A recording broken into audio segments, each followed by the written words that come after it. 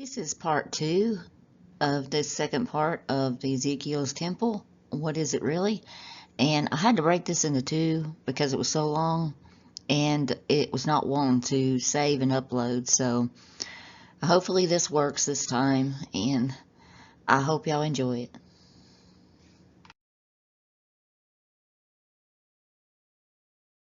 This is when it clicked what he was describing, because everything he was describing sounded familiar to me. Ezekiel 42:3. Facing the 20 cherubs that belonged to the inner court and facing the pavement that belongs to the outer court was gallery against gallery in 3 stories. This is the 3-story gallery at the Vatican. And when I read that, I was like, a gallery at the temple? It's like, that doesn't make any sense. And then it clicked. Because of the things he had been describing, I knew. I used to be an artist. I don't paint anymore because I focus doing this for Father. I use my art skill to make the slides for y'all, but that's about it. And I'm not sure about the graven image, whether I'm supposed to even be painting. And I felt like if I am in the afterlife, he'll give me a studio and paints, and he'll tell me what he wants. But for right now, I'm working for him. So this is when it clicked, though, about the galleries. And I knew right then what it was he was describing.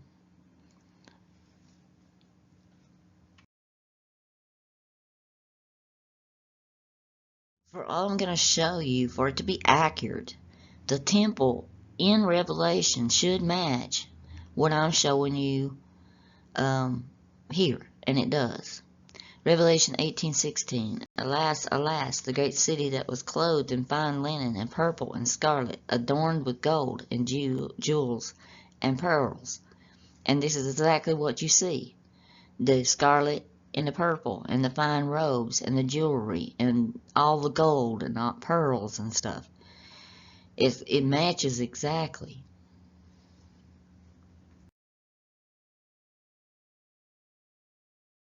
Revelation 21:12. It had a great high wall with 12 gates, and at the gates 12 angels, and on the gates the names of the 12 tribes of the son of Israel were inscribed. On the east 3 gates, and on the north 3 gates, and on the south 3 gates, and on the west 3 gates. And the wall of the city had 12 foundations, and on them were the 12 names of the 12 apostles of the Lamb. Okay, this is very interesting because when you look at the wall around the Vatican, from the 3rd to the 17th century, the Aurelian Wall protected the city, and there's been as many as 18 gates at a time, although 4 or 5 of them were used only for military access. Some of the gates have been altered to make room for modernization of the city, and some were dismantled. However, 12 of them still remain in good condition. Now, as far as the 12 angels, I'm not sure if that is angels literal or angels there, and the names of the tribes were inscribed on them. I haven't found that yet. I'm still researching that. But it's interesting to note that the 3 gates, there are 3 gates in each one of the 4 directions. 3 on each, like in the north, 3 in the south, 3 in the east and the west. And the foundation for this city, it would be the 12 apostles, which Peter started the church there. So this all matches.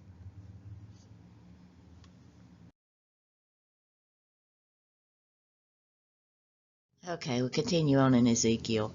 When he gets down in Ezekiel 13:18, there's some more descriptions. And say, Thus says Yahuwah Elohim, Woe to the women that sew pillows to all armholes, and make handkerchiefs upon the head of every statue to hunt souls. Will ye hunt souls of my people? And will you save the souls alive that come unto you? It's interesting that at the end of Lent, you will notice that purple cloths are draped over the crucifixes and statues and the saint images and the parishes. And sometimes they remove them, but usually they just drape purple things over. And the pillows he's talking about are these little scapulas. And for a long time, they were all done handmade Now, some of them are machine made nowadays, but they even say on them so that you won't suffer eternal fire. They're devotions to different saints and to the Sacred Heart of Jesus and all these things. And they're told, people are told that wear them, that if they wear them all the time, that they won't go to hell. And that's what he's talking about.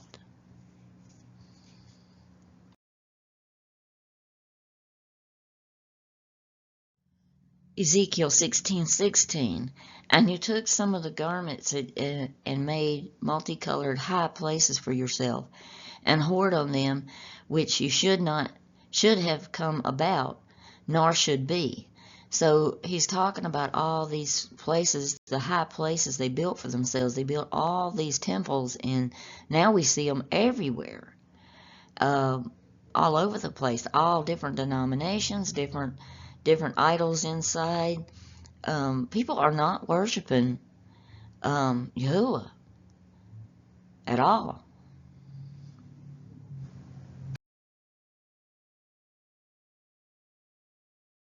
Ezekiel 16:17, and you took your splendid adornments of my gold and my silver that I gave you, and made for yourself images of a male, and whored with them.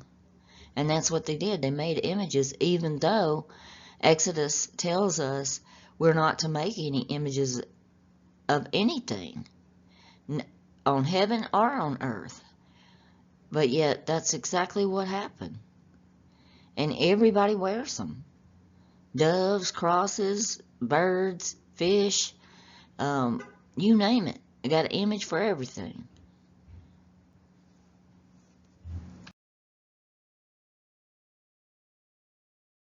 It's further talked about in 3:25 of Ezekiel. And thou, son of man, behold, bonds are prepared for thee. Bonds. And when this is badly translated because it means a rope or a chain or a cord. And it's not bonds like you think somebody being tied up. And they shall bind, that means fasten it, thee with them, and thou shalt not come forth of the midst of them. What he's talking about is they're going to take your image and they're going to put it on a chain and put it around their neck, and they're going to carry them with you everywhere they go. And that's what he was talking about, is necklaces. It's just poorly mistranslated.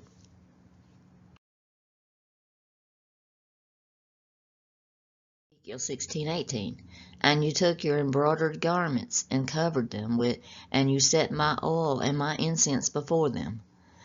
They put these on the altars in front of these idols. In verse 19, and my food which I gave you, fine flour and oil and honey, which I fed you, you set it before them as a sweet incense, so it was, declares Master Yahuwah. He knew that these tables would be set up in front of all these altars and stuff.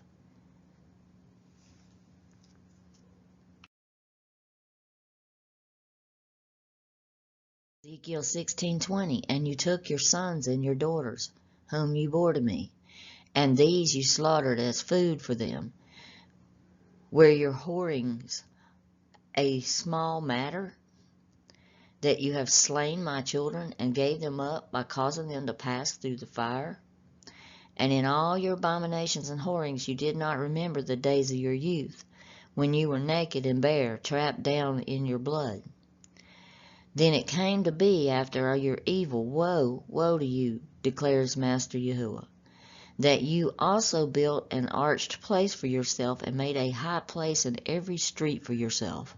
You built your high places at the head of every way, and made your loveliness to be loathed, and you parted your feet to any one who passed by, and increased your whorings. And you whored with the sons of Egypt, your neighbors, great flesh, and you increased your whorings to provoke me.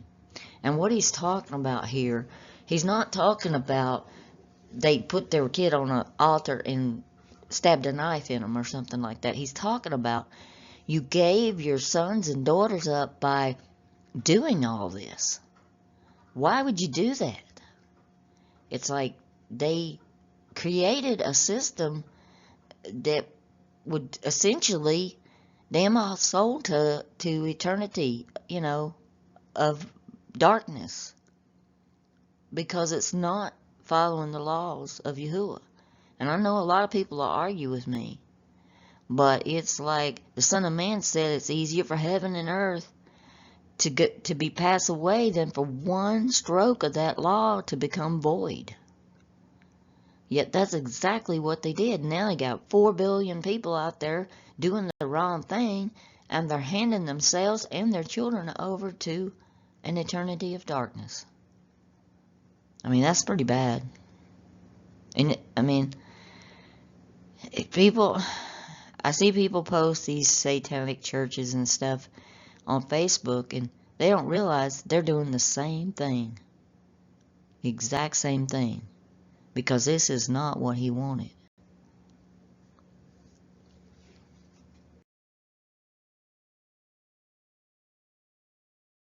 Ezekiel 16:31 and 32. You built your arched place in the head of every way, and built your high place in every street. Yet you were unlike a whore.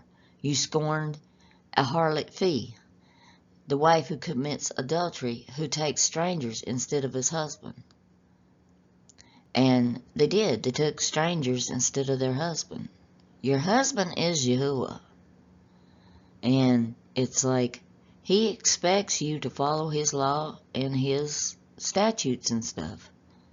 But that's not what we have today.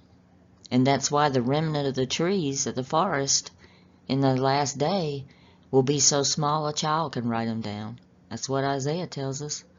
That's how many real followers there will be on the last day. Does that match the picture of what we see today in the world? Is that 4 billion people? Can a child write down 4 billion people? No. It's time to get scared because we've messed up. It's time to turn around and do the right things.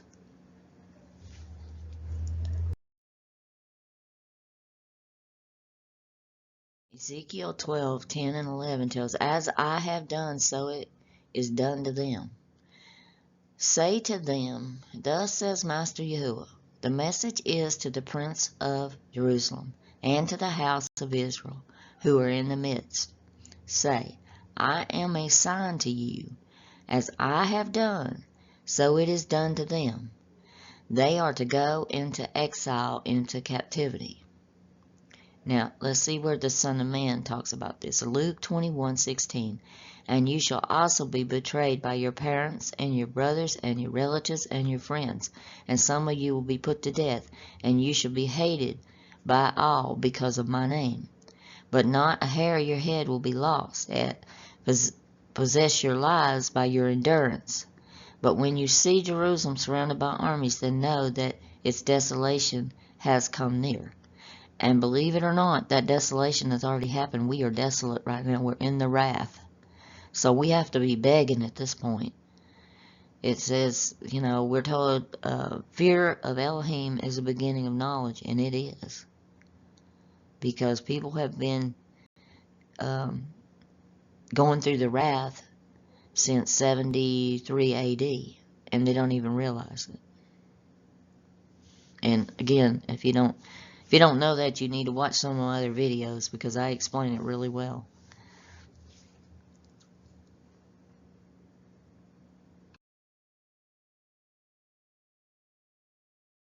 This prophecy explains that Peter had to bear his baggage and leave, just as Yahuwah said it would be. Ezekiel 12:12-16. And the prince who is in their midst is to bear his baggage on his shoulder at dark and go out. They are to dig through the wall to bring them out through. He is to cover his face so that he does not see the land with his eyes. And I shall spread my net over him, and he shall be caught in my snare. I shall bring him to Babel, the land of Kasdim, but he shall not see it, and yet die there. And I shall scatter to every wind all who are around him to help him, and all his bands. And I shall draw out the sword after them. And they shall know that I am Yahuwah when I scatter them among the nations. And I shall disperse them throughout the lands. But I shall let A few of their men escape from the sword, from scarcity of food, and from pestilence, so that they can recount all the abominations among the nations wherever they go, and they shall know that I am Yahuwah. Okay, so where do we see this in the New Testament? We see it in Acts 12:6-8. Now when Herod was about to bring him out on that very night, Peter was sleeping between two soldiers bound in two chains, and sentries before the doors were guarding the prison. And behold, an angel of Yahuwah stood next to them, and a light shone into the cell. He struck Peter on the side of his head and woke him, saying, "Get up quickly." And the chains fell off his hands, and the angel said, "Dress yourself and put on your sandals." And he did so. And he said to them, "Wrap your cloak." Well, cloak in Greek is actually your upper garment. He was talking about covering his head. And he went out and followed him. He did not know that what was being done by the angel was real, but thought he was seeing a vision. And when they passed the first and second guard, they came to an iron gate leading out of the city. It opened for them on its own accord. And when they went out, he went along one street, and immediately the angel left him. When Peter came to himself, he said, "Now I am sure Yahuwah has sent this angel and rescued me from the hand of Herod, and from all that the Jewish people were expecting." Okay. And we see in John 21:17-19, he said to them a third time, "Simon, son of John, do you love me?" And Peter was grieved because he said to him the third time, "Do you love me?" And he said to him, "Lord, you know everything. You know that I love you." And Yahushua said to him, "Feed my sheep. Truly, truly, I say to you, when you were young, you used to dress yourself and walk wherever you wanted. But when you are old, you will stretch out your hands, and another will dress you and carry you where you do not want to go." And then John tells us that he said to show what kind of death he was to glorify Elohim. And after saying this, he said to him, "Follow me." And glorify in Greek, this is also interesting. Actually, the word means to think or to suppose or to believe or to judge. So it was actually what kind of death was to judge him by Elohim, not glorify. They've done a lot of monkeying with the scriptures, unfortunately. But this is the prophecy, and this is it fulfilled.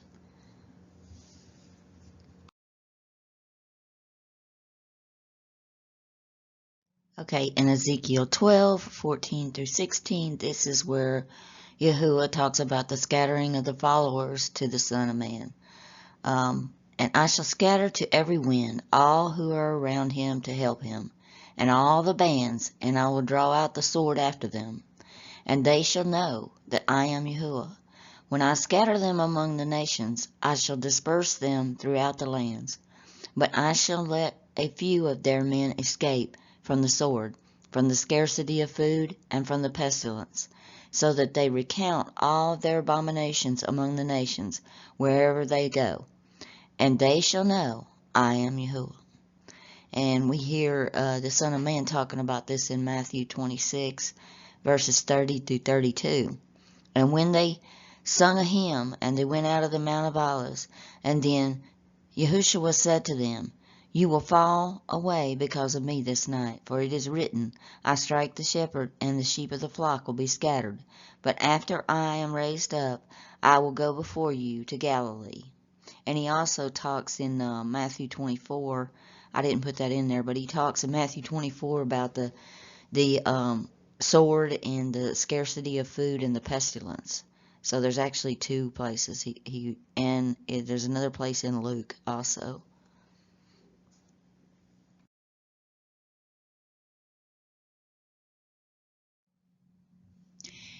In Ezekiel 13, verses 10-16, Yahuwah lets the Son of Man know they will teach peace or grace when there is none. Because they have led my people astray, saying peace when there is no peace. safety specifically, this is when in Hebrew, safety specifically with Elohim, especially in covenant relationship, thus the grace message that Paul and them were pushing. And when one is building a wall, see, they are coating it with whitewash. Say to those who coat with whitewash, it shall fall.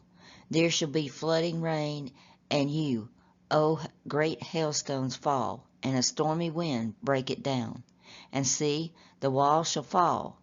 Shall you not be asked, where is the coating with which it was coated with?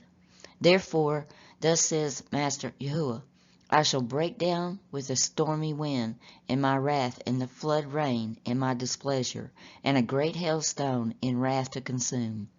And I shall throw down the wall you have coated with the whitewash, and bring it down to the ground, and its foundation shall be covered. And it shall fall, and you shall be consumed in the midst of it. And you shall know that I am Yahuwah. So I shall complete my wrath on the wall, and on the coating, it and those coating it with whitewash. Say to you, the wall is no more, nor those whitewashing it. The prophets of Israel, who are prophesying concerning Jerusalem, and who are seeing visions of peace for her when there is no peace, declares Master Yahuwah. And this is Peter and Paul, and them saying that we have decided that, it's like we'll be saved by grace. You see it here in Romans 4:5. But to him that worketh not, but believeth on him that justifies the ungodly, his faith is counted for righteousness. And see, right there he's going against Yahuwah's word, because Yahuwah tells us in the Old Testament he will not justify the ungodly, that it's even an abomination to him. In Acts 15:11, but we believe that we will be saved through grace, through Lord Jesus, just as they will. And then in Matthew 23, there's a whole section where Yahushua comes out and he's talking about all of this in that section, but this is like the main verse. Woe to you, scribes and Pharisees, hypocrites, for you are like whitewashed tombs, with the outward appear beautiful, but within are full of dead people's bones and uncleanness. And that goes back to the temple, because Yahuwah told him that they would have dead bones stored in there, and they do. They have the corpses of a whole bunch of the popes. They have relics and bones and stuff from saints and stuff that they've put in there. It's just really disgusting. But he knew what they would do, because the Father had told him in Ezekiel.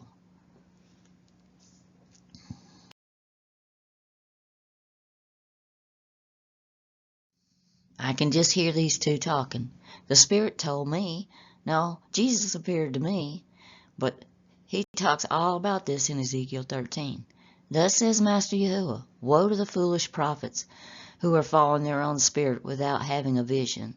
O Israel, your prophets have been like foxes among the ruins. You have not gone up into the breaches, nor do you build a wall for the house of Israel to stand in a battle in the day of Yahuwah. Their visions are false, and their divinations a lie, saying, thus says Yahuwah, when Yahuwah has not sent them. Yet they expected the word to be confirmed. Have you not seen a false vision, and have you not spoken a divination of lies? You say, Yahuwah declares, when I have not spoken.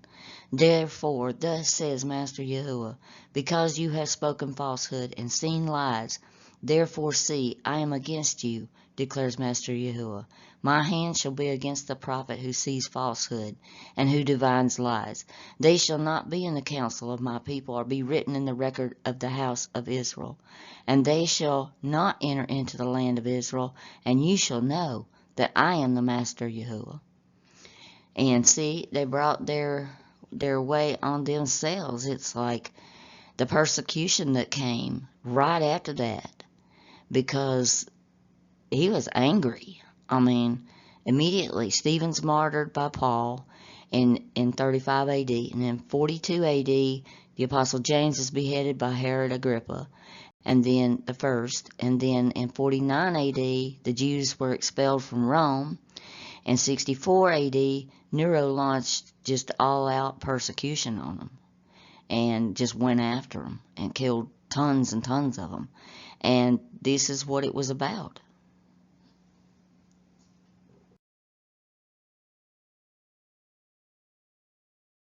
And in Luke 24:44, now he said to them, These are my words which I spoke to you while I was still with you, and all the things which are written about me in the law of Moses and the prophets and the Psalms must be fulfilled. Now, the one thing you got to understand is when the Son of Man is speaking, he has the words of Yahuwah coming out of his mouth. And this is what he said in Ezekiel 34. Remember, he got all over Peter and said, Feed my sheep. Now listen to these words. Then the word of Yahuwah came to me, saying, Son of man, prophesy against the shepherds of Israel. Prophesy and say to those shepherds, Thus says Yahuwah Elohim, Woe, shepherds of Israel, who have been feeding themselves. Should not shepherds feed the flock? You eat the fat and clothe yourselves with wool. You slaughter the fat sheep without feeding the flock. Those who are sickly you have not strengthened. The diseased you have not healed. The broken you have not bound up. The scattered you have not brought back. Nor have you sought for the lost. But with force and severity you have dominated them. They were scattered for lack of a shepherd, and became food for every beast of the field, and were scattered. My flock wandered through all the mountains and on every high hill. My flock was scattered all over the surface of the earth, and there was no one to search or seek for them. Therefore, you shepherds, hear the word of Yahuwah. As I live, declares Yahuwah Elohim, surely because my flock has become prey, my flock has even become food for the beasts of the field, for lack of a shepherd. And my shepherds did not search for my flock, but rather the shepherds fed themselves, and did not feed the flock. Therefore, you shepherds, hear the word of Yahuwah.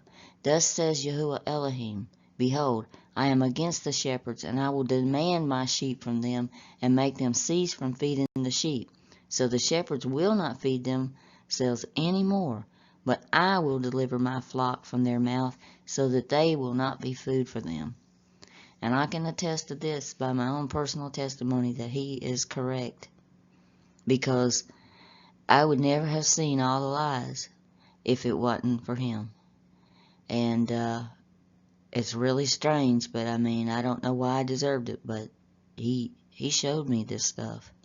And he's talking about them with force and severity, and a lot of people that read the New Testament don't even see that part. I really don't understand that, because Peter and them did exactly that. It's like when Ananias and his wife didn't give up all their earthly money where they had sold their home and all. He dropped them dead right there. And everybody says, "Oh, well, that was God did that." No, that wasn't God, because it's like when the Son of Man told you, he said, "Don't be afraid of the one that can kill your body, but be afraid of the one that can destroy both your body and your soul." And he did not tell them to go out, and if people didn't give up their belongings, to drop them dead. He said if they didn't hear what they wanted, what he had told them to tell them, to shake their sandals, the sand from their sandals, and walk on. But he never told them to kill people. But they did. They killed people. And another place you see where they weren't doing right, they were not taking care of the widows. The priest had to come to them from the temple and said, the widows are being neglected. So instead of actually going to do it, they said, well, we can't take time from our prayers and what we're doing, we're busy. And instead of taking care of them, they went and found some people to go do it. But it's like they were not doing what they were supposed to do.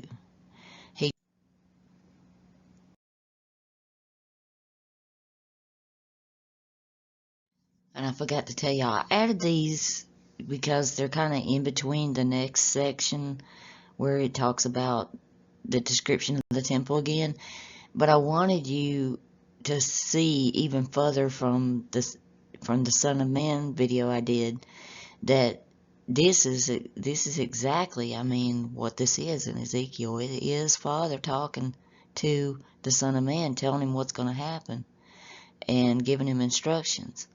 And I wanted you to be able to see that, because if you don't see that, you might think, oh, she's lost her mind, you know. But if you stick with it all the way to the end, you'll see it. This one is Yahuwah tells the Son of Man about the vine. Ezekiel 15:2-8. Son of man, how is the vine tree better than any tree? The vine branch that has been among the trees of the forest. Is wood taken from it to be made into any work? Do they take a peg from it to hang on any vessel? Now that verse right there is taking you, the peg, the sure peg that I did the video on, that takes you to Isaiah 22, where Peter goes where he shouldn't go and lets somebody else dress him, and then he dies because of it. And that is in the sure peg video I did. So if you want to watch that one, that'll explain a lot about the peg. And you'll see things about the rock and the peg, because a lot of times it's talking about Peter and the prophets when you see those two words.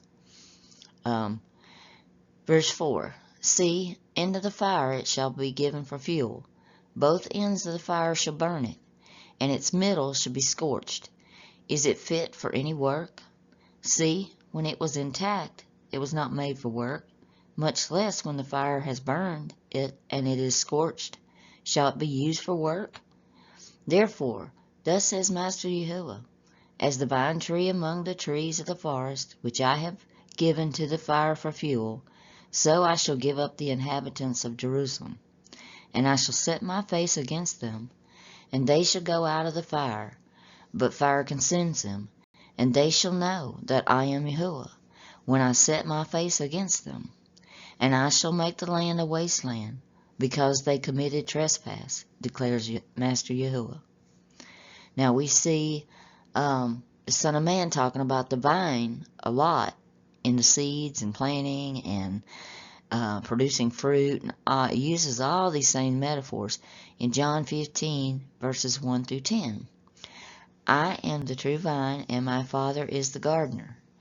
Every branch in me that bears no fruit, he takes away, and every branch that bears fruit, he prunes, so that it bears more fruit. And he's saying this is me working for the Father when you look at those two verses, and that the Father's the one that does the actual pruning.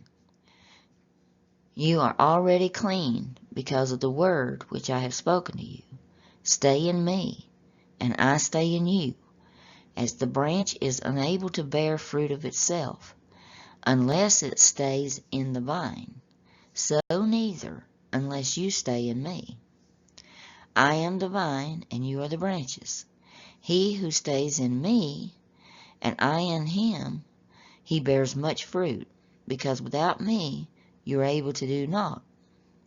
If anyone does not stay in me, he is thrown away as a branch and dries up, and they gather them and throw them into the fire, and they are burned.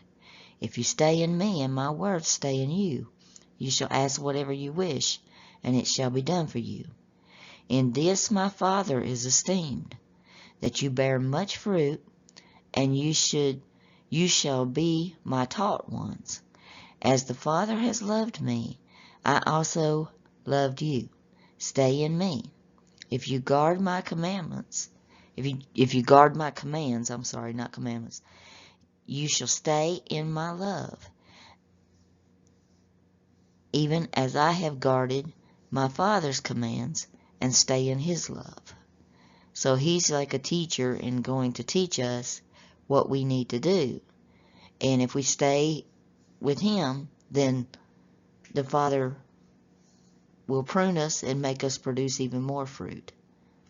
So it's always a refining, because he said during this time of all of us being in the wilderness, that he's going to refine us and work with us and change us and all, and that's what we want. So we're ready when the new kingdom comes, you know.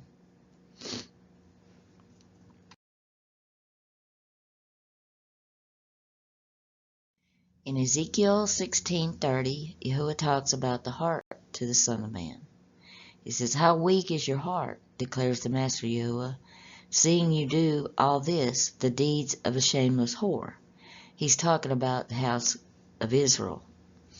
And in Luke 16:15, this is what Son of Man says. "And he said to them, you are those who justify yourselves before men, but Elohim knows your heart.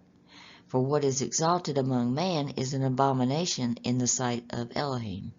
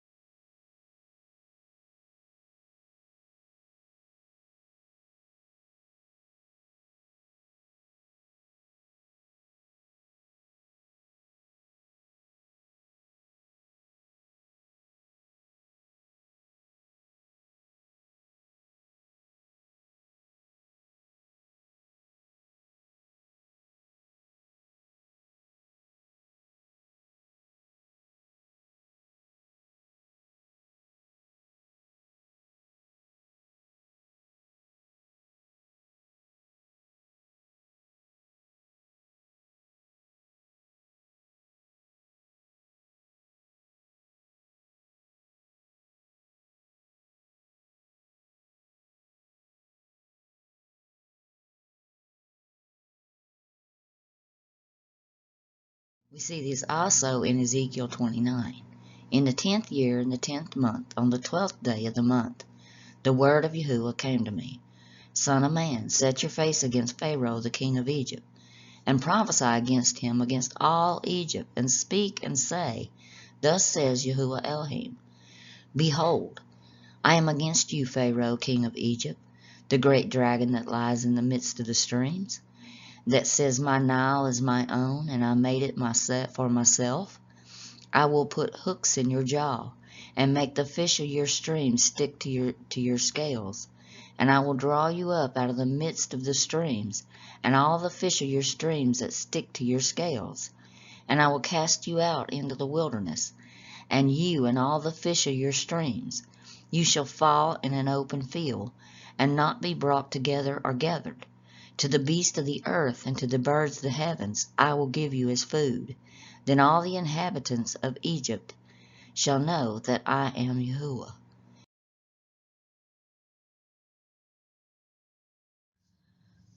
The dragnet was explained to the Son of Man by Yahuwah in Ezekiel. Ezekiel 32, verse 2 through 3.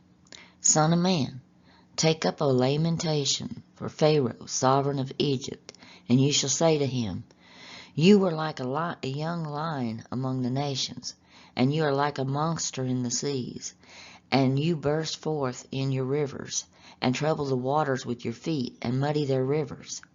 Thus says Yahuwah Elohim, I will throw my net over you with a host of many peoples, and they will haul you up in my dragnet." And it's mentioned again in Habakkuk 1:14 through 17. "And make men as fish of the sea, and as creeping things that have no ruler over them. They take up all of them with the angle. They catch them in their nets, and gather them in their drag. Therefore they rejoice and are glad. Therefore they sacrifice unto the net, and burn incense unto their drag. Because by them their portion is fat, and their meat plenteous. Shall they therefore empty their net, and not spare continually to slay the nations?" Sorry. And when did this happen? This happened when the Son of Man sent it out to happen. Matthew 13:47 through 50. Again, the rain of heaven is like a dragnet that was thrown into the sea, and gathered some of every kind, which when it was filled, they drew to the shore. And they sat down and gathered the good into containers, but threw the rotten away. Thus shall it be at the end of the age. The messengers shall come forth, and separate the wicked out of the midst of the righteous, and shall throw them into the furnace of fire, and there shall be wailing and gnashing of teeth.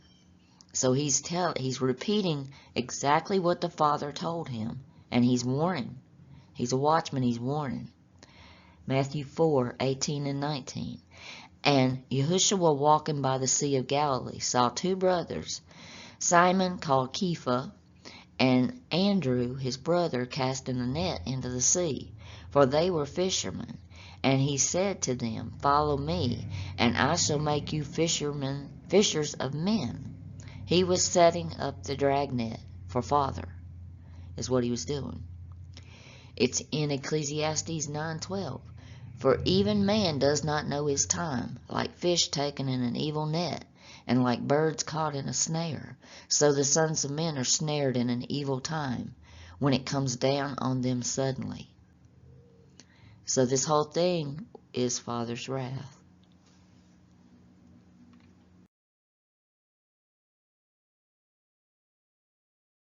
The Son of Man tried to warn, but nobody listened. Ezekiel 33:7 through 9. So you, Son of Man, I have made you a watchman for the house of Israel. Wherever you hear a word from my mouth, you shall give them warning from me. If I say to the wicked, O wicked one, you shall surely die, and you do not speak to warn the wicked one to turn from his ways, that wicked person shall die in his iniquity, but his blood I will require at your hand. But if you warn the wicked to turn from his way, and he does not turn from his way, that person shall die in his iniquity, but you will have delivered your soul. And here it is in John 8:23 through 30. He warned them. He said to them, You are from below, and I am from above. You are of this world, and I am not of this world. I told you that you would die in your sins, for unless you believe that I am He, you will die in your sins. So they said to him, Who are you? Yahushua said to them, Just what I have been telling you from the beginning. I have much to say about you and much to judge, but he who sent me is true, and I declare to the world what I have heard from him. They did not understand that he had been speaking to them about the Father. I'll explain something here. When he was speaking the Father's words. That's why there's so much confusion. I was confused for a long time. He was literally the agent for Father. It's like in the Old Testament, he visited them. Well, the way Father visits, he has an agent that delivers a message for him. And he was the agent for the Father. Okay, let's continue on. I'm sorry, I had to explain it there. So Yahushua said to them, When you have lifted up the Son of Man, then you will know I am He. And what he meant by that was not the I'm the great I am like they put out. The Son of Man was not Yahuwah. He was talking about that he was the Son of Man. He was hoping they would connect to Ezekiel. Because he goes on to continue that I do nothing on my own authority, but speak just as the Father taught me. And he who sent me is with me. He has not left me alone, for I always do the things that are pleasing to him. As he was saying these things, many believed in him. And how was the Father with him? We know when he was baptized. It says the Holy Spirit descended on him in bodily form. It was actually with him. So when they were speaking to him, they were speaking to the Father. And that is how we have this confusion. And I was confused for a long time because the words, you can see they're so similar. I kept thinking he's got to be the Father because his words match identical. But I was wrong. And Father has showed me that. So I hope y'all get that part if you don't get anything else, because it is idol worship to worship the Son. You have to worship the only true Elohim, which is Yahuwah.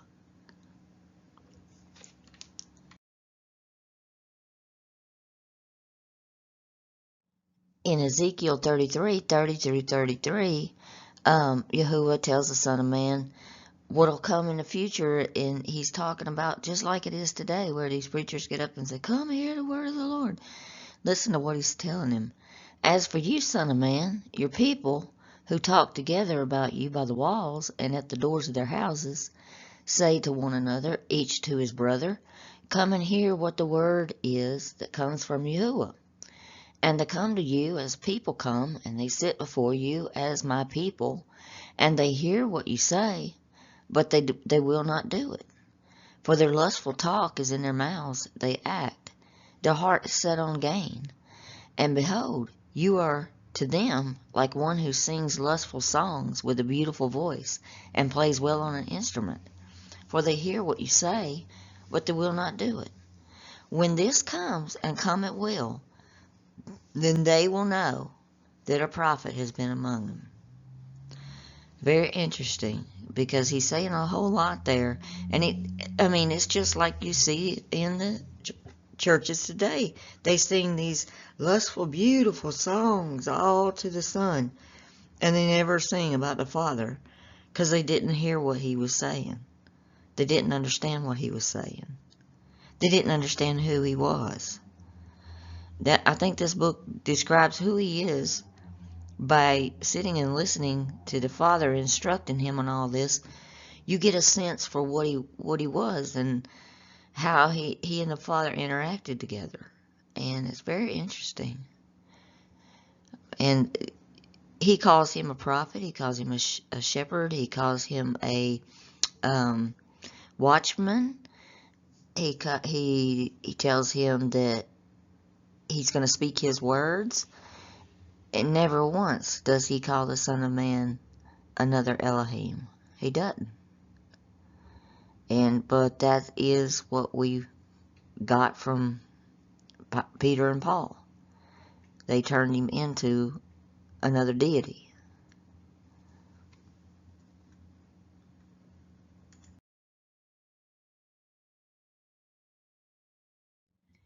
The Son of Man is given dominion, and we see this in Daniel and in Psalms. Here's part of it in Daniel, verses 13-14. "I saw in the night visions, and behold, with the clouds of heaven there came one like a son of man. And he came to the Ancient of Days, and was presented before him. And to him was given dominion, and glory, and a kingdom, that all peoples, nations, and languages should serve him. His dominion is an everlasting dominion, which will not pass away, and his kingdom one that shall not be destroyed."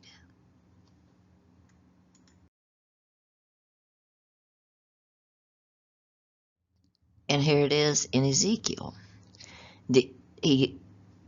Yahuwah is telling him exactly what he is going to inherit. And this pretty much proves that the Son of Man in Ezekiel is the same Son of Man that is in the New Testament. This is Ezekiel 47 verses. Well, there's several different verses. I picked out the ones on the inheritance so that y'all can go back and read the whole chapter if you want to. Ezekiel 1. "Afterward he brought me again to the door of the house, and behold, waters issued forth from under the threshold of the house eastward, for the forefront of the house stood toward the east, and the waters came down from under." In verse 6, "And he said to me, Son of man, have you seen this? Then he brought me and caused me to return to the brink of the river." And then verse 13, "And thus says Adonai Yahuwah, this shall be the border whereby ye shall inherit the land according to the 12 tribes of Israel. Joseph shall have 2 portions." And then verse 14, "And ye shall inherit it, as well as another concerning the which I lifted up my hand to give it unto your fathers, and the land shall fall unto you for an inheritance. So shall ye divide this land in unto you according to the tribes of Israel. And it shall come to pass that ye shall divide it by lot for an inheritance unto you, to strangers that sojourn among you, which shall beget children among you, and they shall be unto you as born in the country among children of Israel. They shall have an inheritance with you among the tribes of Israel. And it shall come to pass that what tribe the stranger sojourns, there shall he be given his inheritance, says Adonai Yahuwah. And this map is the one that they think fits Ezekiel on dividing up everything. And they don't realize that it's not even in that area. The border has been expanded.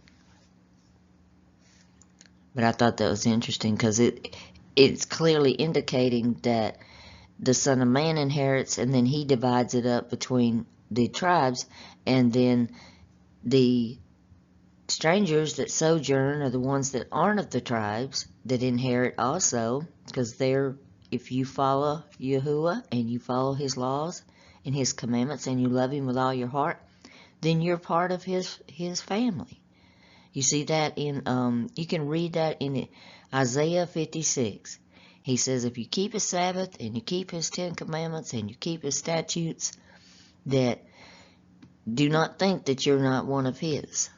So, even without Paul, you're grafted in, is what I'm saying. So I think a lot of people fear seeing Paul for what he really is because they're afraid they'll lose that grafting in. It's all in the Old Testament. And, you're not going to lose that just because you stand up for what is true and what's not true.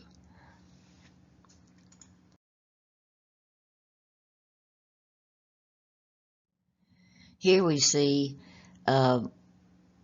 where he tells him about the sea.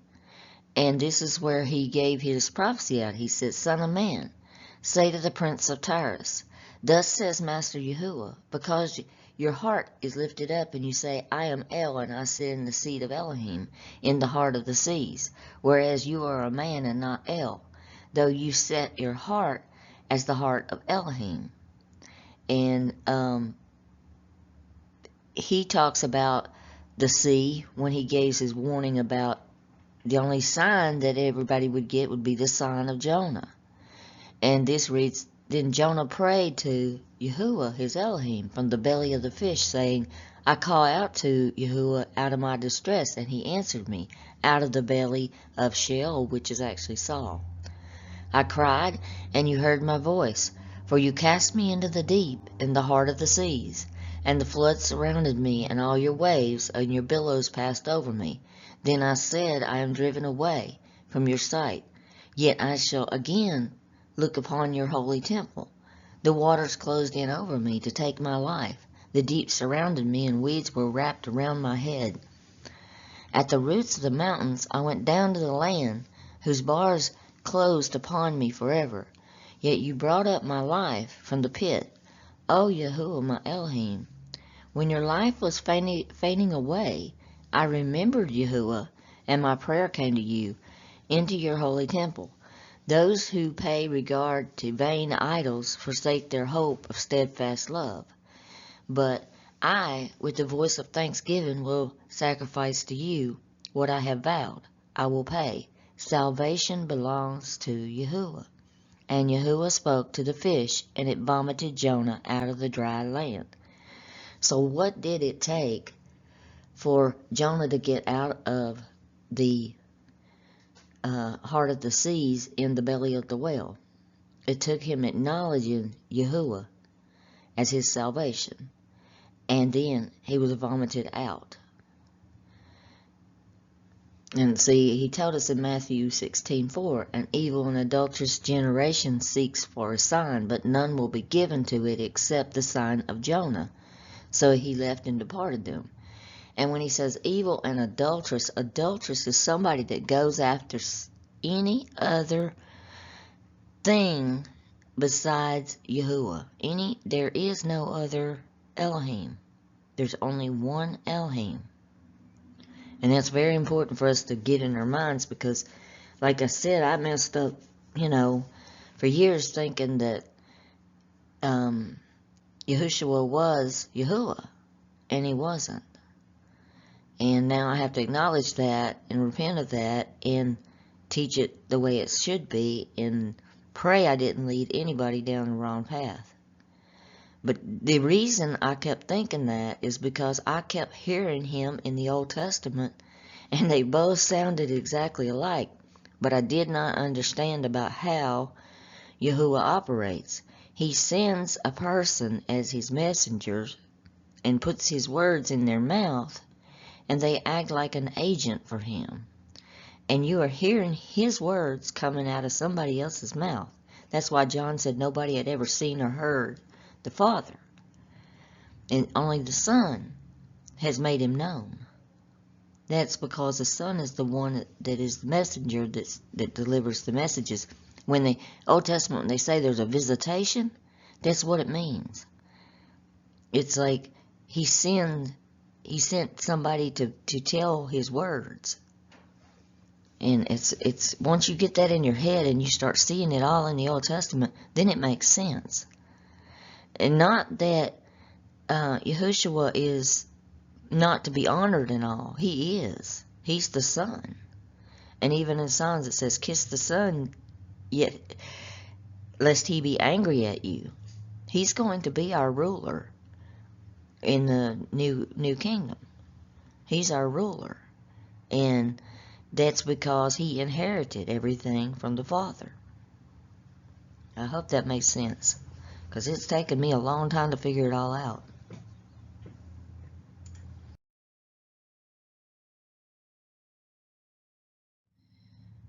Ezekiel 32:11. A sword is the word, or words from somebody. For thus says the Master Yahuwah, the sword of the sovereign of Babel shall come upon you, the words of the sovereign of Babel, or Babylon, by the swords of mighty men, all of them the ruthless ones of the nations. I shall make your host fall, and they shall ravage the arrogant of Egypt, and all its hosts shall be destroyed. And I shall destroy all the beasts from beside its great waters, and let the foot of the man trouble them no more, nor let the hoof-beat of beast trouble them. Then I shall make their waters clear, and make their rivers run like oil, declares the Master Yahuwah. When I lay the land of Egypt waste, and the land shall be stripped of all that once filled it, then I have stricken all who dwell in it. Then they shall know that I am Yahuwah. This is the lamentation, and they shall lament her, the daughters of the nation, lament her over Egypt and over her crowd.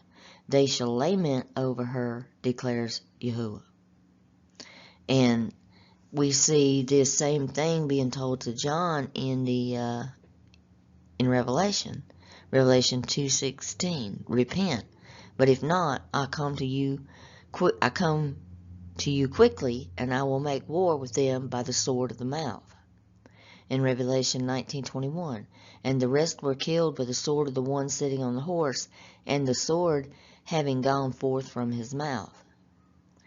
The sword is the words, and it, like I said, those wheels in Ezekiel are the threshing floor, and they're the words of the Son of Man that were given to him by the Father to say. So it is the Father's words. But that is the sword that gets everybody, because they didn't listen. And Egypt, when you talk about Babylon, Egypt in these prophecies, a lot of times that's not talking about physical Egypt that we know in northern Africa. It's talking about those that are outside of the covenant. And it's talking about those that are in an adulterous state. Egypt is like the bad place or whatever, because it is parallel to what happened in Exodus in the real Egypt, when they were, freed from Pharaoh and all. Just to let you know that it's not always talking about the literal Egypt.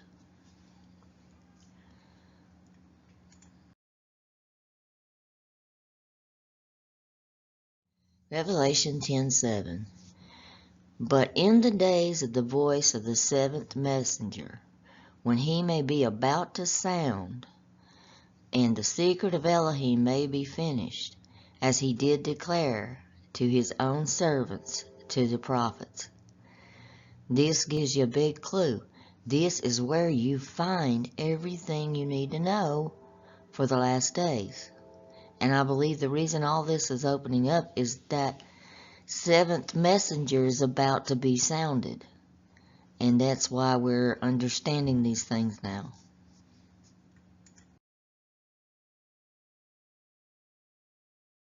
Peter's mysterious rescue is in Ezekiel. Ezekiel 12, 10 through 13. Say to them, Thus says Master Yahuwah, this message is to the prince of Jerusalem and to all the house of Israel, who are in their midst. Say, I am a sign to you. As I have done, so it is done to them. And they are to go into exile, into captivity. And the prince who is in their midst is to bear his baggage on his shoulder at dark and go out. They are to dig through the wall to bring them out through it. He is to cover his face so that he does not see the land with his eyes. And I shall spread my net over him, and he shall be caught in my snare. And I will bring him to Babylon, in the land of the Chaldeans, but he shall not see it, and yet die there. He's giving the prophecy and telling the Son of Man what's going to happen to Peter. And here it is in Acts 12:7, starting in verse 7. And behold, an angel of Yahuwah stood next to him, and a light shone through the cell. He struck him, Peter, on his side, and when he struck him, it means he smite him. They didn't really translate that real clearly, but he was smiting him. On his side meant in the rib in the side of his body, and it woke him up, saying, Get up quickly, and the chains fell off his hands. And the angel said to him, Dress yourself and put on your sandals. And he did so.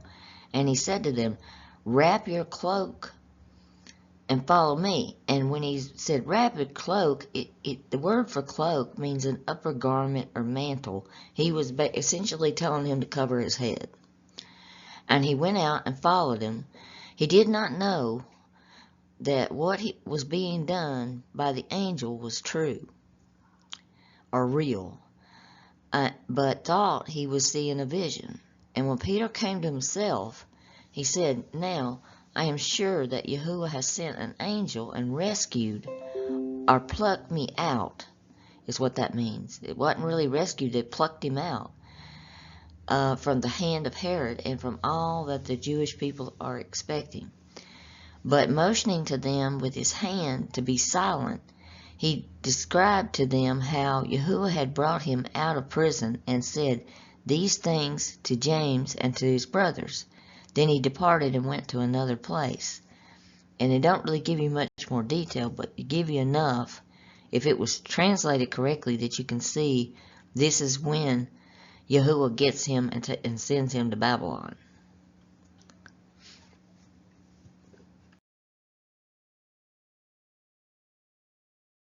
Okay, I'm going to show you some more of the verses that show what he was seeing in the temple. Ezekiel 40:17. To the space above the door, even to the inner room on the outside, and all the walls around, inside and out, was measured pattern. It was carved of cherubim and palm trees. A palm tree between a cherubim and a cherubim. Every cherubim had two faces. A human face toward the palm tree on one side and the face of a young lion toward the palm tree on the other. They were carved on the whole temple all around, and from the floor to above the door. The cherubim and the palm trees were carved. Similarly, the wall of the nave.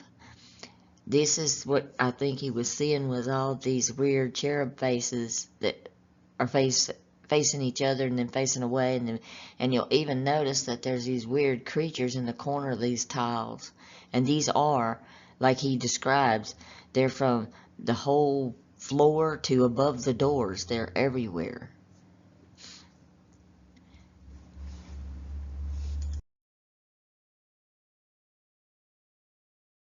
And I looked and looked and looked on Google till I found an image that would work, that I could count the steps on this, on the entrance, because I knew that there was a reason why everything was very specific. Ezekiel 40:31, its archway faced the outer court, palm trees were on the gatepost, and going up it were 8 steps. And I actually got a good shot where I could count them, and there were 8 steps. And I have another shot. I don't know if it's in here or not. This is so much information, and I had like 2 files of research that I had been doing, and I tried to compile it into video for y'all, and I don't think I found my slide yet on the altar, but when I counted the altar steps in that verse, they also match. So I've not found anything that doesn't match so far. And it's pretty mind-blowing to realize this, because so many things have significance. It's like, remember when that Pope resigned not long ago, before Pope Francis was in there, and the lightning struck the temple twice, in that when they were getting ready to vote? And then there's been several incidences at the temple itself that have new meaning now that we know all this. It's pretty interesting.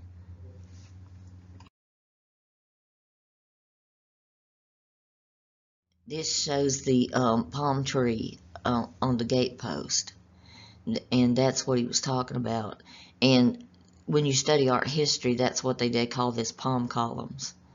And you see the little weird, you've got the little weird cherubims again too, like in the recesses of these little archways. It's just all very indicative that this is exactly the temple, and it has been built.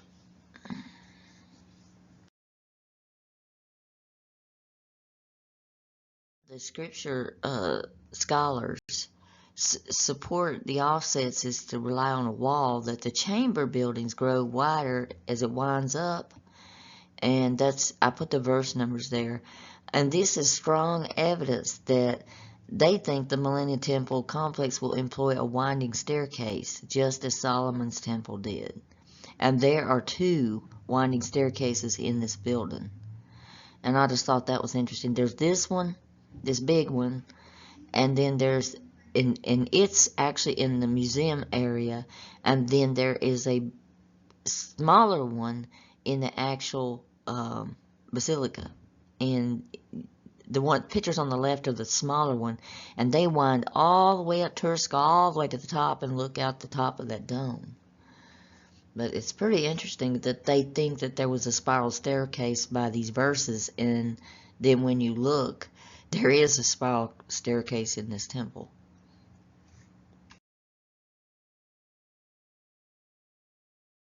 In Ezekiel 40:15, he talks about there were windows all around on the inside, and on each gatepost. And when you look, there are actual windows all the way around on each side, on both sides, all the way around. That's why I put the red box on that. But you can go through and read all this, and if you look at the pictures, you can visual it in your mind.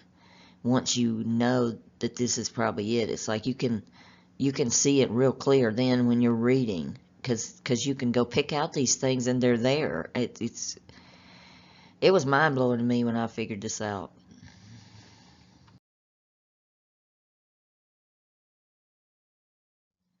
In Ezekiel 40:17, it says, "Then he brought me to the outer court, and there was chambers and a pavement made all around the court. 30 chambers faced the pavement, and the pavement was on the side of the gateways, corresponding to the length of the gateways." And the gateways, I think, is like that little straight area, and then there's these chambers all the way around the sides. Um, Then he measured for the width from the lower gate to the front of the inner court exterior, 100 cubits toward the east and the north. Okay, east would be looking, not facing the basilica, but looking the other way. And north would be this wall where all these people are walking. That would be the north side. I know that from studying this thing, but it's like, I would say that those measurements are pretty accurate, and there definitely is pavement everywhere like he describes.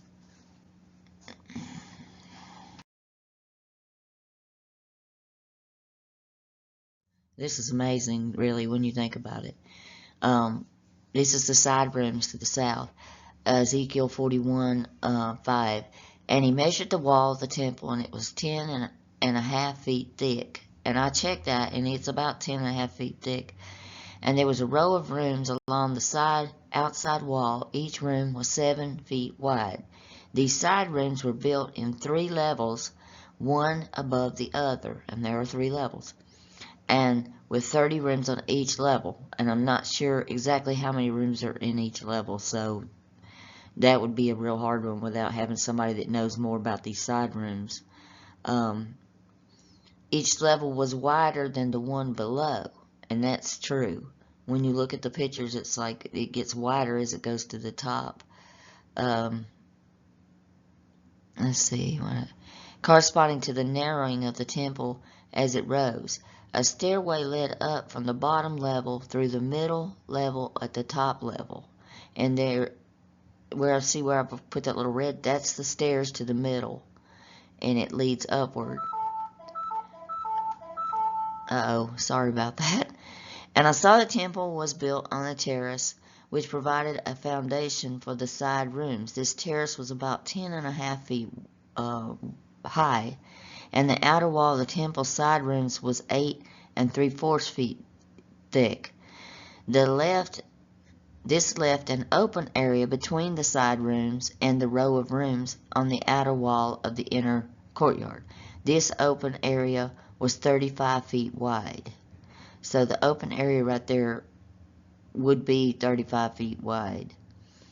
And it went all the way around the temple. The 2 doors opened from the side rooms to the terrace yard, and it was 8 3/4 wide. One door faced north and the other faced south. And I don't know where the doors are on that, so that would be hard to tell. But I'm pretty sure the terraces are there too. I checked that part. And I put you a directional thing in that so you could see the directions. So this would be the south side, the rooms to the south side.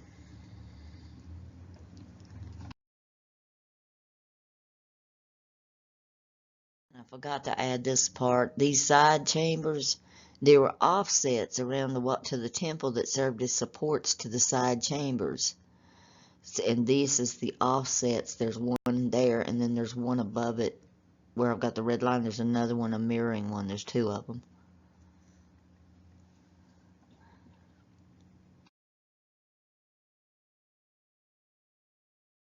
And I kind of had to look at this for a little bit, and I looked at the map. It's like there's a large building stood on the west facing the temple courtyard. There is a huge building there. It's 122.5 feet wide by 157.5 feet long, and its walls were 8 3/4 feet thick. Then the man measured the temple, and it was 175 feet long, and the courtyard around the building, including its walls, was an additional 175 feet. The inner courtyard to the east of the temple was also 175 feet wide, and the building to the west, including its 2 walls. Now, this building does have extremely thick walls, as you can tell there. It's St. Stephen's of Ambitians built by Pope Leo III and named Santo Stefano Margheria. It stands above the ruins of a pagan temple dedicated to Vesta and was originally built in a circular building with 20 Corinthian columns, which is a common plan for many of the Vesta things. It was rebuilt in 1159 under Pope Alexander, who also built a monastery for the Ethiopian monks next to it. In 1479, Pope Sixtus restored the church and assigned it to the Coptic monks. At that time, it was changed to reflect that it was served by the Ethiopians. But it is been reinforced and all. When you look at the pictures of this thing, it's got very, very extremely thick walls. And it sits in the right position for the verse.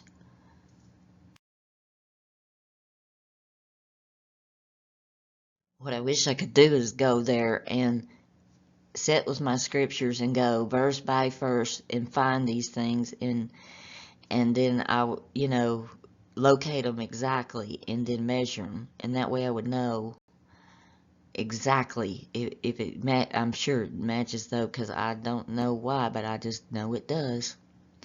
Ezekiel 41:19.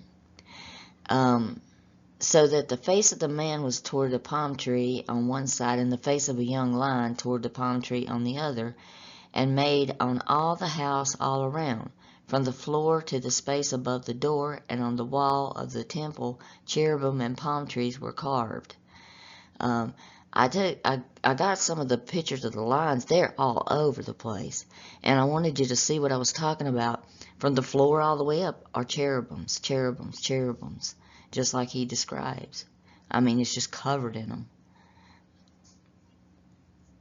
The lines could be in multiple places. That was another thing. I wish I could walk around and look at each line sculpture to see, which ones are which and what they look like, and whether they have extra faces to them or not. You just have to be there to define the fine tooth of this. But I did want to share this with y'all, because I think once you see, and that's why I added so many scriptures, and I know this is very long, but I wanted you to see the instructions that Yahuwah was giving the Son of Man all match what happened. And then that is one reason I saw this. It's because it follows a timeline, and you can actually look at that and tell what happens in the New Testament. And you can line up all the red letter text to what he was being told to say, and he went and said it exactly.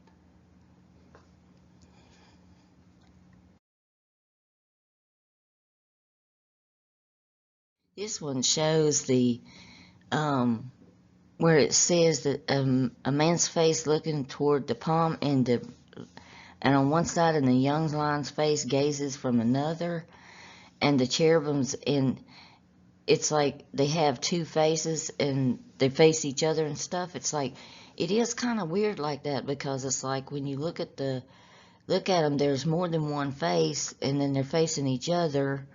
It's just a really bizarre design. And this is the ones that I got this picture from, is right there by the statue of Moses. And if you notice, they put horns on the statue of Moses, and that was intentional too, because they don't like Yahuwah's law. He's going to smash every bit of this. The Father's going to do away with it. I feel sorry for the artist. It's like Michelangelo. They made him lay on his back, I think, like 40 years to paint the Sistine Chapel roof. And he really didn't get a choice in the matter. And they dictated what he did as an artist. Because I read a book about him when I was in art school, and I felt so sorry for him. I thought, man, I cannot believe somebody would make somebody lay on their back painting a ceiling for 40 years.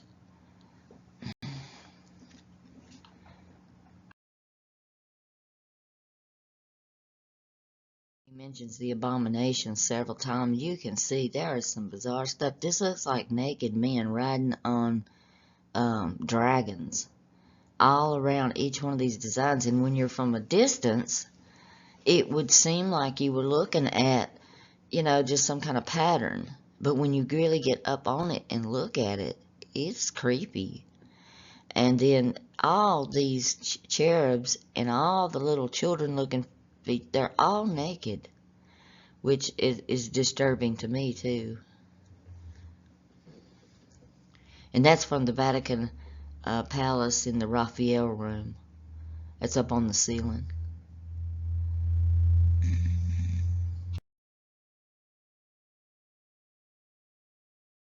This is something I used to wonder about when I was in art school. It's like, why is David naked?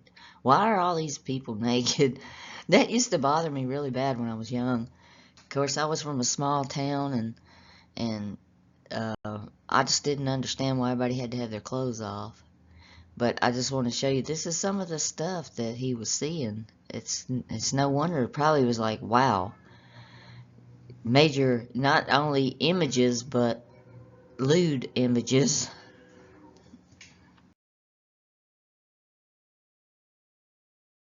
Ezekiel 43:6. While the man was standing beside me, I heard one speaking to me out of the temple, and he said, Son of man, this is the place of my throne, the place of the soles of my feet, where I will dwell in the midst of the people of Israel forever. The house of Israel shall no more defile my holy name, neither they nor their kings, by their whoring and their dead bodies of their kings and their high places, setting their threshold by my threshold, and their doorpost beside my doorpost, with only a wall between me and them. They have defiled my holy name by their abominations that they have committed. So I have consumed them in my anger.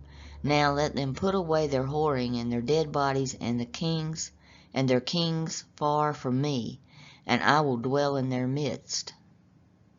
So I think he was describing this by setting their threshold and my threshold, because the only thing between that altar right there and the sky and the outside is that wall. That's it.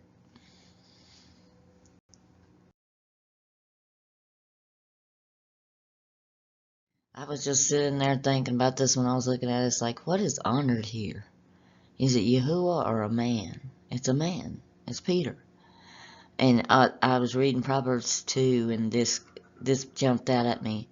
To deliver you from the strange woman, from the foreigner who flatters with her words, who forsakes champion of her youth, and has forgotten the covenant of Elohim. That's our churches. And for her house has sunk down to death, and her paths to death. None going to her does return, nor do they reach the paths of life. And I don't think they're going to reach the path of life with all this. And I'm not saying that to be hurtful to people because they became Catholic. I used to be Catholic. And I did not come out of her until I decided to seek Elohim with all my heart and with all my soul and to really dig into his word. Then I saw the truth.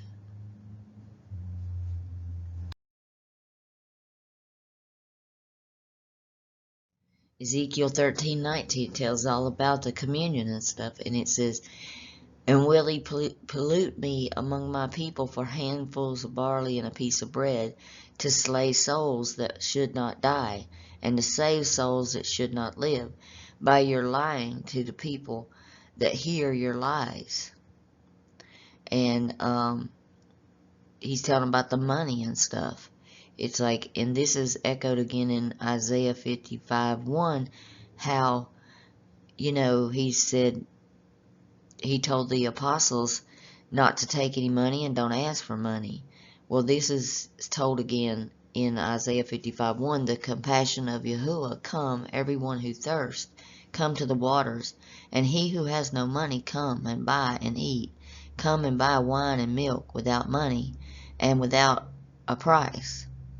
And I don't know how much people have studied the sacrifices, and because he always gives provisions for the poor. It's like, if they don't have enough money, have them get a turtle dove. And if they can't afford the turtle doves, have them bring a grain offering. It's like he was not about the money. And you can see from these verses over here, it's like, this is Paul in 1 Corinthians 9:14. In the same way, Yahuwah commanded that those who proclaim the gospel should get their living by the gospel. And in verse 11 and 12, if we have sown spiritual good among you, is it too much benefit if we reap material benefits? If others share the right claim upon you, do not we still more? And then he goes on about it in 1 Timothy 5:17 through 18. Let the elders who rule well be considered worthy of a double honor, especially those that labor in preaching and teaching. For the scripture says, you shall not muzzle an ox when it is treading out the grain, and the laborer deserves its wages. And he also changed that. It's not even what was said in Exodus. But what did Yahushua tell us? In Matthew 10:8, heal the sick, raise the dead, cleanse the lepers, cast out demons. You received without paying, give without pay. He was not about the money, and they're all about the money. And it started with Peter and Paul, and I go over that in one of my other videos because that thing in Acts with Ananias and his wife and Peter always bothered me. And now I understand why. It's like when they didn't give over their goods to them, he killed them. And everybody says, well, that was Yahuwah killed them. There's nothing in those verses that tells you Yahuwah killed them. It was Peter, and it also tells you that those standing around were terrified and scared when it happened.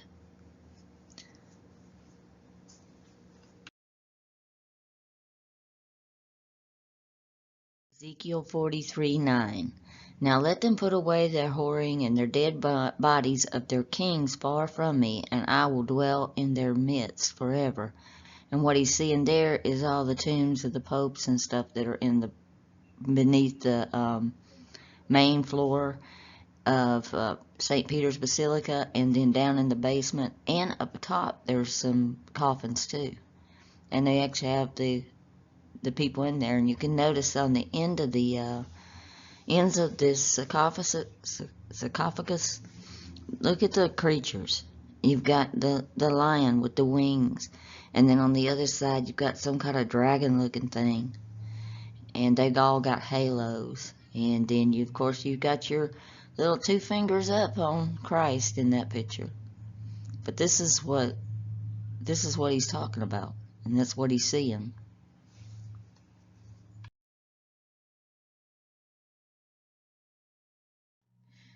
Ezekiel 43:10. As for you, son of man, describe to the house of Israel the temple, that they may be ashamed of their iniquities. See, he's telling them this is not a good thing. And they shall measure the plan. And if they are ashamed of all that they have done, make known to them the design of the temple, its arrangement, its exits, its entrances, and that is its whole design, and make known to them as well its statutes and its whole design, all its laws, and write it down in their sight, so that they may observe all its laws and statutes and carry them out. This is the law of the temple. The whole territory on top of the mountain all around shall be holy. Behold, this is the law of the temple. He's changing what he's doing. He's going to have this temple atoned for, the altar and everything, and then it's going to be his.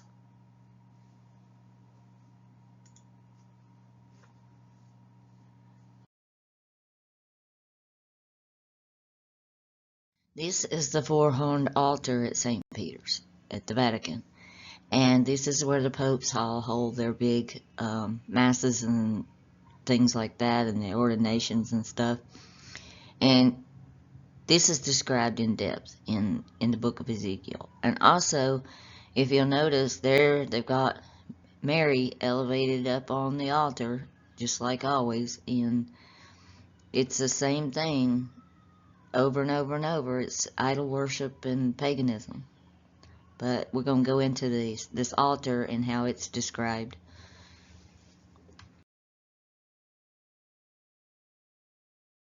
Ezekiel 43:6. While the man was standing beside me, I heard one speaking to me out of the temple. And he said to me, Son of man, this is the place of my throne, and the place of the soles of my feet, where I will dwell in the midst of the people of Israel forever. And the house of Israel shall no more defile my holy name, neither they nor their kings, by their whoring and by their dead bodies of their kings and at their high places, by setting their threshold and their doorpost between my doorpost, with only a wall between me and them. They have defiled my holy name by their abominations that they have committed, so I have consumed them in my anger. Now let them put away their whoring and the dead bodies of their kings far from me, and I will dwell in their midst forever. And this is the four-horned altar. And in the background, you see the sculpture piece we discussed.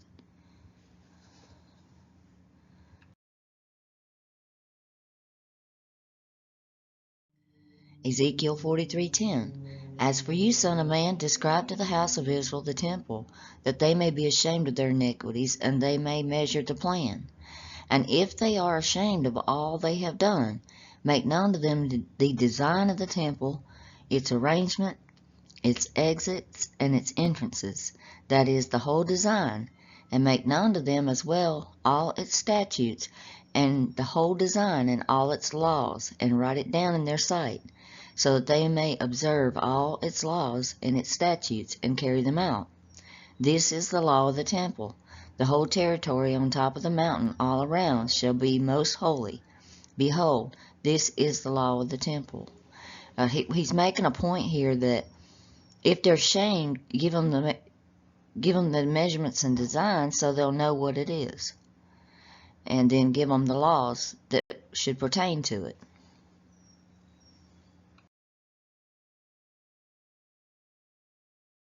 Ezekiel 43:18. And he said to me, Son of man, thus says Yahuwah Elohim, these are the ordinances for the altar, on the day when it is erected, for offering burnt offerings upon it, and for throwing blood against it. You shall give it to the Levitical priest of the family of Zadok, who draw near to me to minister to me, declares Yahuwah Elohim. A bull from the herd for a sin offering, and you shall take some of its blood and put it on the four horns of the altar, and on the four corners of the ledge, upon the rim all around. Thus you shall purify the altar and make atonement for it. You shall also take the bull of the sin offering, and it shall be burned in the appointed place belonging to the temple outside the sacred area. On the second day you shall offer a male goat without blemish for a sin offering, and the altar shall be purified, as it was purified with the bull. And when you have finished purifying it, you shall offer a bull from the herd without blemish, and a ram from the flock without blemish, and you shall present them before Yahuwah, and the priest shall sprinkle salt on them and offer them up as a burnt offering to Yahuwah. For 7 days you shall provide daily a male goat for a sin offering, also a bull from the herd and a ram from the flock without blemish shall be provided. 7 days shall they make atonement for the altar and cleanse it and consecrate it. And when they have completed these days, from the 8th day onward, the priest shall offer on the altar your burnt offerings and your peace offerings, and I will accept you, declares Yahuwah Elohim. So he's telling them this is an altar that has to be atoned for.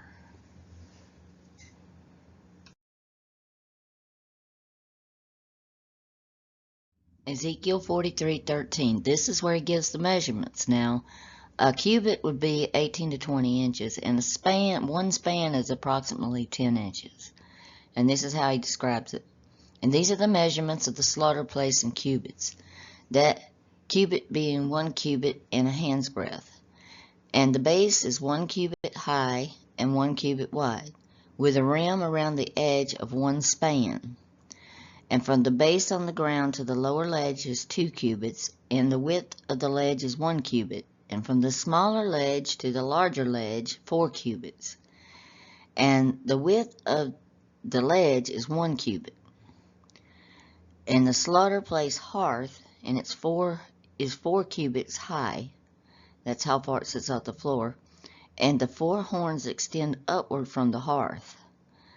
And the slaughter place hearth is 12 cubits long, and 12 wide, square at the corners, and the ledge is 14 long and 14 wide on the 4 sides, with a rim of a half a cubit round, and its base is 1 cubit all around, and its steps face east. Now, I sat there and I tried to figure all this out, and I'm pretty sure this is the altar, that it matches the measurements. I wish, like I said, I wish I had somebody that was really good at math to help me with this. And plus, it would help if I could go in and measure these things, and to be exact, because believe it or not, when you go look for the measurements of it, the Vatican has done a great job of hiding all that. You can't hardly find I was guesstimating, from my art history classes, but they've done a really good job of hiding the measurements on these things.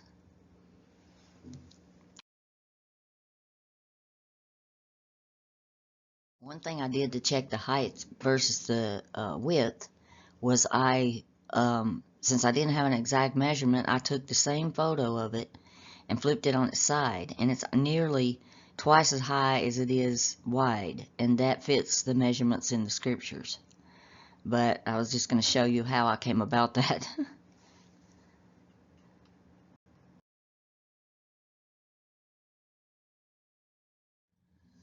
The 4 horns extend upward, like the scripture says, and there is a rim all the way around it that's approximately 10 inches wide, or a span. And the smaller ledge to the larger ledge is 4 cubits, and the width of the ledge is 1 cubit, and the width of the ledge is, let's see, I think I wrote that down twice, but the length of the ledge is about 1 cubit, and the base from the ground to the lower edge is 2 cubits, with the width of the ledge 1 cubit, and it's 1 cubit high top base. And the 4 horns do extend upward from the hearth. And the 4 columns are about 66 feet high. I did find that out. So it's about 66 foot high, the column part. And then the slaughter place hearth itself, the base of it down there where they've got the candlesticks and the cross and all that area, is 12 cubits long and 12 cubits wide, so it is a square, and that would just about be about the same size.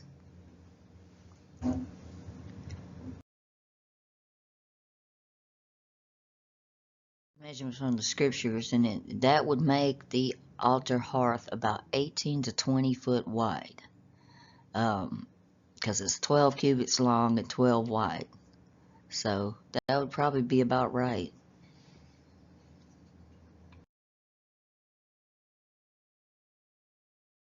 Found a photo that showed the steps, and they do face east. And there's another scripture in there, and I can't find my slide on that, but the number of steps is the same too, as it is in Ezekiel.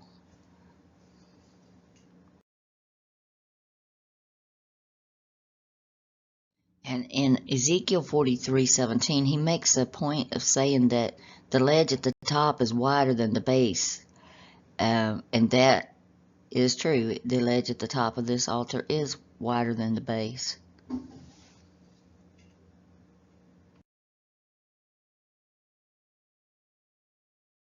Ezekiel 44, starting in verse 4, that he brought me by way of the north gate to the front of the temple, and I looked, and behold, the glory of Yahuwah filled the temple.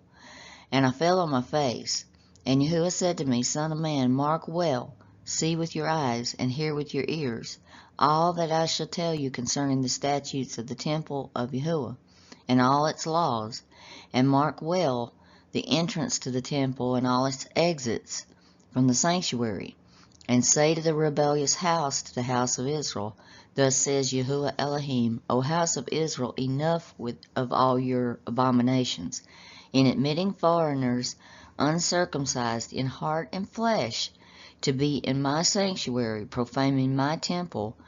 When you offer to me my food and the fat and the blood, you have broken my covenant, in addition to all your abominations.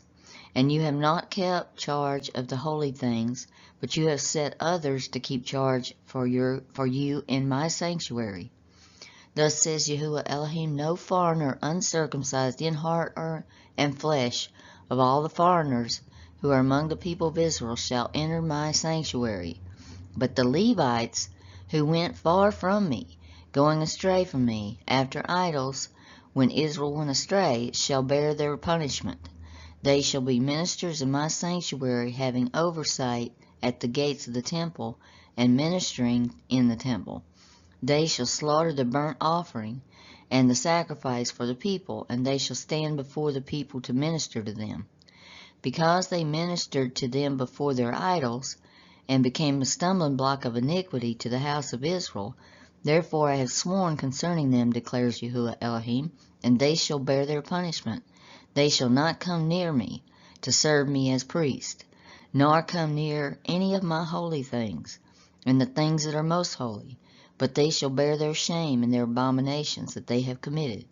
Yet I will appoint them to keep charge of the temple, to do all its service, and all that is to be done in it. So they're going to be punished and have to keep the temple.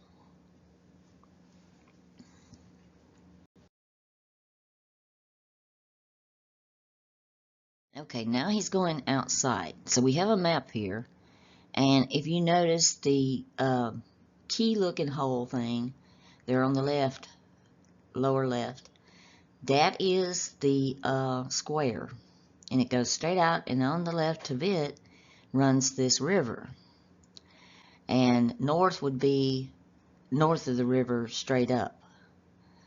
Okay, let's read what he says. Going on eastward with a measuring line in his hand, the man measured 1,000 cubits. Then he led me through the water, and it was ankle deep. Again he measured 1,000, and he led me through the water, and it was knee deep.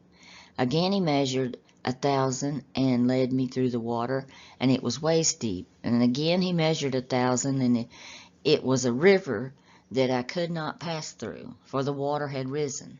It was deep enough to swim in, a river that could not be passed through. And he said to me, Son of man, have you seen this? Then he led me back to the bank of the river.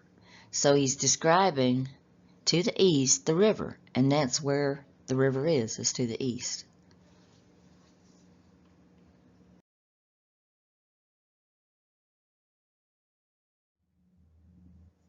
Ezekiel 47:7. As I went back, I saw on the bank of the river very many trees, and on the one side and on the other. And he said to me, This water flows toward the eastern region and goes down into Araba and enters the sea. When the water flows into the sea, the water becomes fresh, and wherever the river goes, every living creature that swarms will live, and there will be many fish, for the water goes there, that the waters of the sea may become fresh. So everything will live where the river goes. Fishermen will stand beside the sea from Egedi to Egame. It will be a place for the spreading of nets. Its fish will be of very many kinds, and the fish of the great sea. But its swamps and marshes will not become fresh. They are to be left for salt. And on the banks on both sides of the river there will grow all kinds of trees for food. Their leaves will not wither, nor their fruit fail, but they will bear fresh fruit every month, because the water from them flows from the sanctuary. Their fruit will be for food, and their leaves for healing. And this does run all the way down to that Arabic Sea, and from there it could go all the way to the oceans even.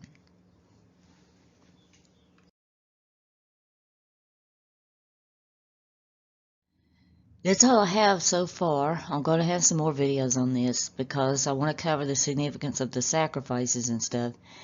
But this is, you can definitely tell now why we're told to come out of her. Like Revelation 18:3-5, For all the nations have drunk of the wine of Elohim's fury, caused by her whoring. Yes, the kings of the earth went whoring with her, and from her unrestrained love of luxury, the world's businessmen have grown rich.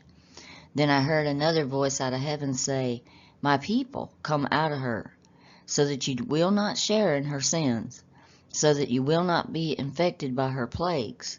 For her sins are a sticky mass piled up to heaven, and Elohim has remembered her crimes. Okay, and then you got another one in Micah 4:2. Many heathens will go and say, Come, let us go up to the mountain of Yahuwah, to the house of Elohim of Jacob, and he will teach us about his ways, and we will walk in the paths. For out of Zion will go forth the Torah, the word of Yahuwah from Jerusalem. This will be after the sun takes over. Isaiah 2:3. Many people will go and say, Come, let us go up to the mountain of Yahuwah, to the house of Elohim of Jacob. He will teach us about his ways, and we will walk in his paths. For out of Zion will go forth the Torah, the word of Yahuwah from Jerusalem.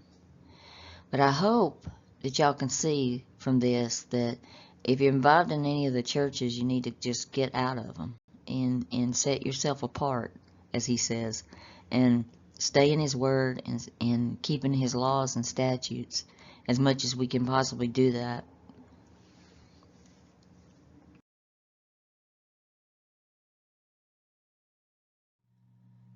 What to do now? Listen to Yahuwah. Isaiah 49, 8 through 10. Here's what Yahuwah says. At the time when I choose, I will answer you. On the day of salvation, I will help you. I have preserved you, and I have appointed you to be the covenant for a people, to restore the land and distribute again its ruined inheritances to their owners, to say to the prisoners, Come out, to those in darkness, show yourself. They will feed among the paths, and all the high hills will be their pastors. They will neither hunger nor thirsty, neither scorching wind nor sun will strike them, for he has mercy on them, and will lead them and guide them to the springs of water. Deuteronomy 4:44 through 45. This is the Torah which Moshe placed before the people of Israel. These are the instructions, laws, and rulings which Moshe presented to the people of Israel after they had come out of Egypt. We're coming out of Egypt, people. It's time. I know many people will watch this video and they will say that, oh, I'm not Israel. Well, it's really strange because when Yahushua was talking about leaving, the Pharisees turned to him and said, Where does he intend to go? To the north, to the lost house of Israel? They knew where they were. And also, even if you're not a Hebrew person or an Israelite, it's like when you read Isaiah 56, this is what Yahuwah tells us. Thus says Yahuwah, guard right ruling, and do righteousness. For near is my deliverance to come, and my righteousness shall be revealed. Blessed is the man who does this, and the son of man who lays hold on it, guarding the Sabbath, lest he profane it, and guarding his hand from doing evil. And let not the son of a foreigner, who has joined himself to Yahuwah, speak, saying, Yahuwah has certainly separated me from his people. Nor let the eunuch say, Look, I am a dry tree. For thus says Yahuwah, to the eunuchs who guard my Sabbath, and have chosen what pleases me, and hold fast to my covenant, to them I shall give my house, within my walls a place and a name better than that of sons and daughters. I give them an everlasting name that is not cut off. Also, the sons of the foreigner who join themselves to Yahuwah, to serve him and to love the name of Yahuwah, to be his servants, all who guard the Sabbath and not profane it, and hold fast to my covenant, them I shall bring to my set-apart mountain, and let them rejoice in my house of prayer. Their burnt offerings and their slaughterings are accepted on my altar, For my house is called the house of prayer for all peoples. The Master Yahuwah, who gathers the outcast of Israel, declares, I gather still others to him, besides those who are gathered to him.